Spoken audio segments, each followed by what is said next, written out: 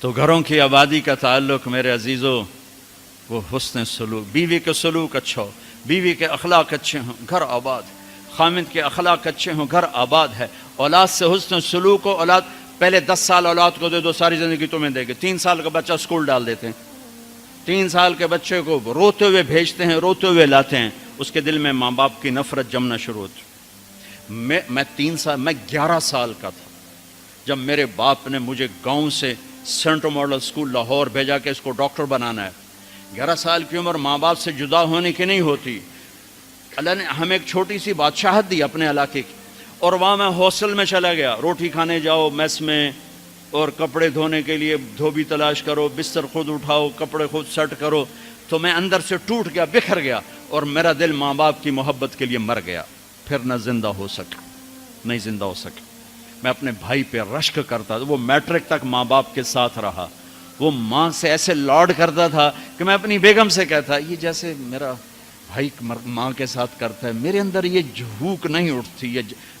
میں نے اللہ کے فضل سے تبلیغ میں لگنے کے بعد نوکر کی طرح ماں باپ کی خدمت کی، لیکن دل نے ساتھ نہیں دیا کہ وہ شمع بجھی جل نہیں سکی۔ آج کے ماں باپ 3 سال کے بچے کو اسکول ڈال کے کیسے کہیں کہ ہمارا بچہ ہمارا فرما بردار ہو؟ نہ ماں نے گود دی، نہ باپ نے سایہ دیا۔ ایک ماں 2 بچے نہیں سنبھالتی، ایک ٹیچر 30 بچے کیسے سنبھالے گی تھوڑی تنخواہ کے ساتھ؟ تنخواہیں تھوڑی۔ ہمارے اسکول تو آج کل تعلیمی ادارے نہیں ہیں، کاروباری ادارے ہیں۔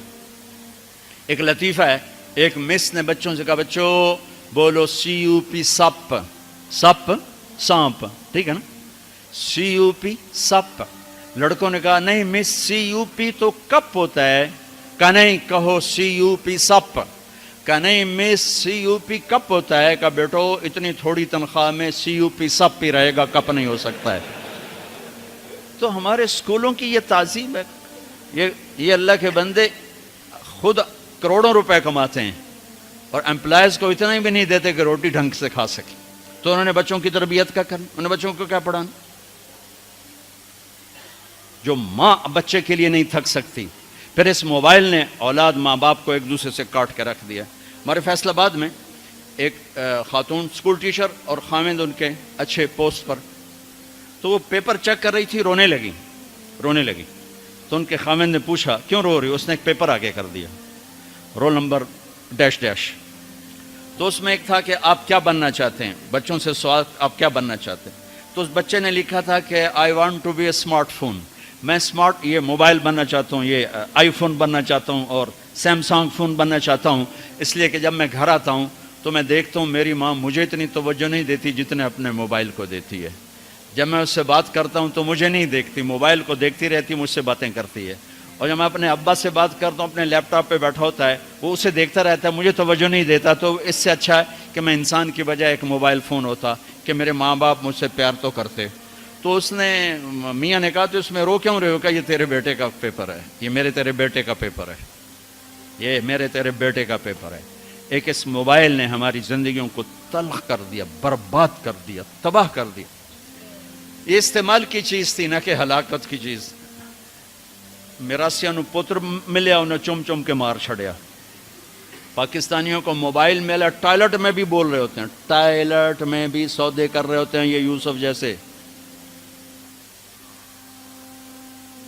اتنی تلخ زندگی، گاڑی چلاتے ہوئے موبائل، کہاں ٹکر مارو گے؟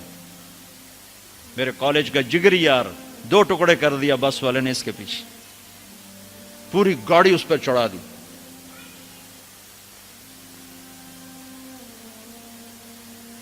تو بھائیو میرے نبی کی زندگی سیکھو، زندگی سیکھو، زندگی سیکھو، زندگی سیکھو۔ تو یہ نکاح سے متعلق چند باتیں ہیں جو میں کہا کرتا ہوں، یہ عام طور پہ ہمارے سامنے نہیں ہیں۔ ضبط، برداشت۔ اگر زندگی کو نکھارنا ہے ضبط کرنا سیکھو، برداشت کرنا سیکھو، غصے کو پینا سیکھو۔ یغلبن الکریم ویغلبہن اللئیم۔ اللہ اکبر۔ میرے نبی نے فرمایا اخلاق والے پہ بیویاں غالب آ جاتی ہیں اور بد اخلاق بیویوں پہ غالب آ جاتے ہیں۔ لأن أكون مغلوبا كريما أحب إلي من أكون غالبا لئیما، میں اخلاق والا بن کے بیوی سے دب کے رہوں، یہ مجھے پسند ہے اس بات سے کہ میں بد اخلاق ہو کر، کمینہ ہو کر بیوی پہ غالب ہوں۔ لئیم بد اخلاقی کی آخر جس کو ہم کمینہ کہتے ہیں۔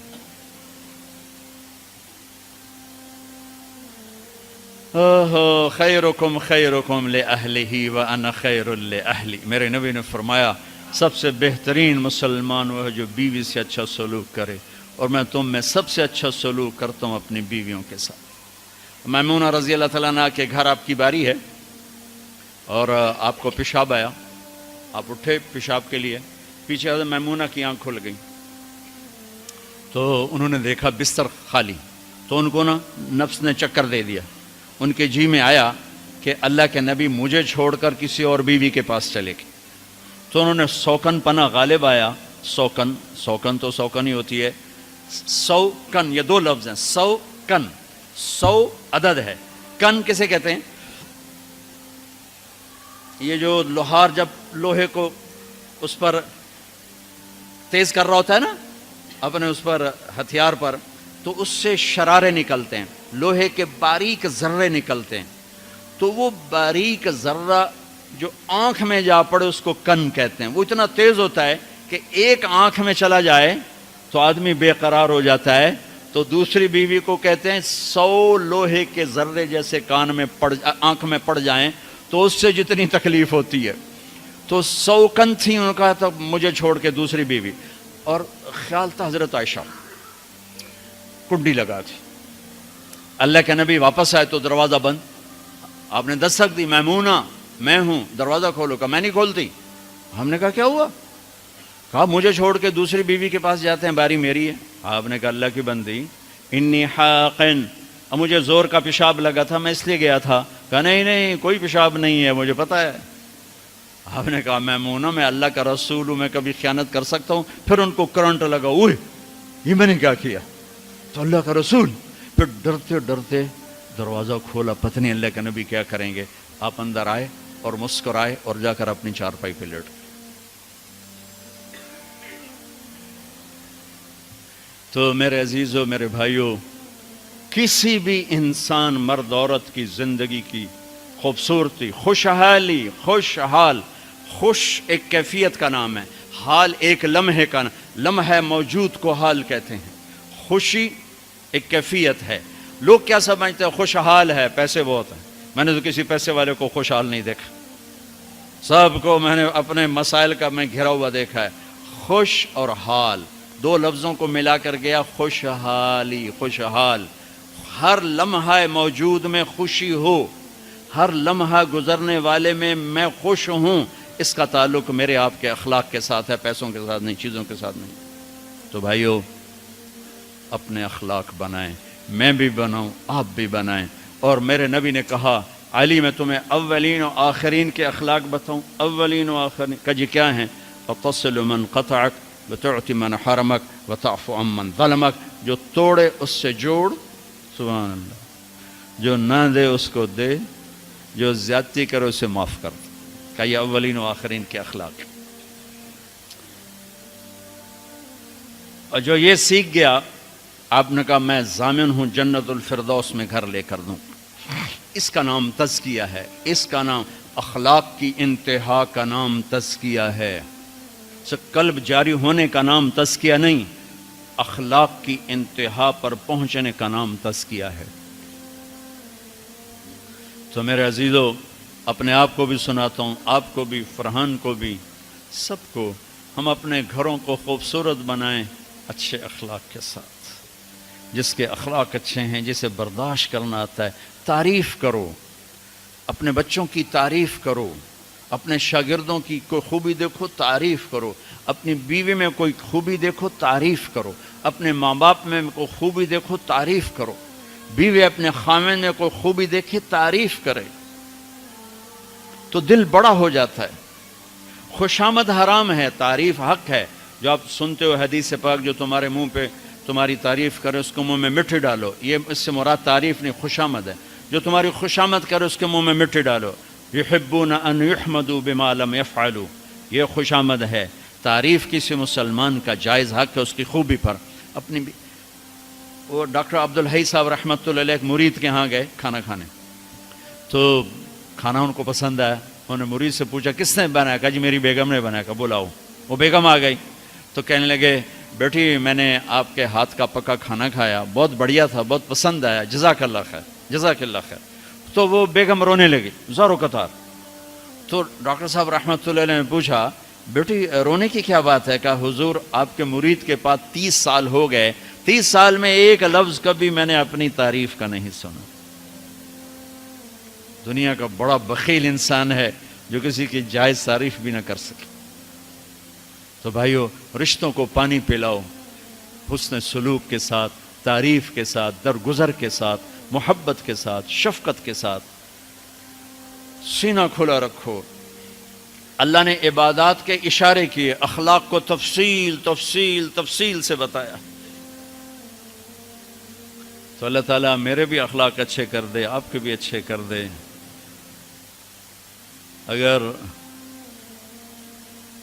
ہمارا علمی حلقہ حسن سلوک، حسن اخلاق اور زبان کی شدت سے نرمی پر آ جائے تو کیا سے کیا پھول کھل جائیں گے، کیا سے کیا گل کھل جائیں گے۔ اسی چیز کو اپنے گھروں میں زندہ کرنا ہے۔